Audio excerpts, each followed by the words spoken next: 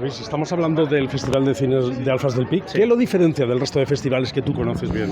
Que tiene una trayectoria muy definida, que se apuesta por el producto nacional, se apuesta por los cortometrajes, la programación de largometrajes es una programación de muchísima calidad y luego aparte que tiene 4 elementos que es difícil conjugar y es el sol, el mar, la buena gastronomía y el cine. O sea, es que son 4 elementos ganadores. 4 años ya de director de cine, pero este es el año normal.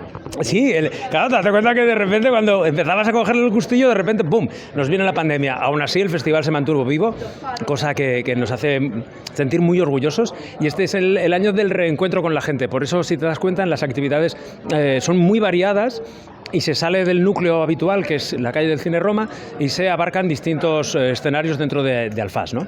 Has hablado de sorpresas. Sí, alguna hay. ¿Esperas, por tratarse del año que se trata después de la pandemia y todo esto, esperas sorprender mucho? Bueno, esperamos agradar, sinceramente. La idea es que los alfasinos y alfasinas se vuelvan a sentir orgullosos o se sigan sintiendo orgullosos de su festival.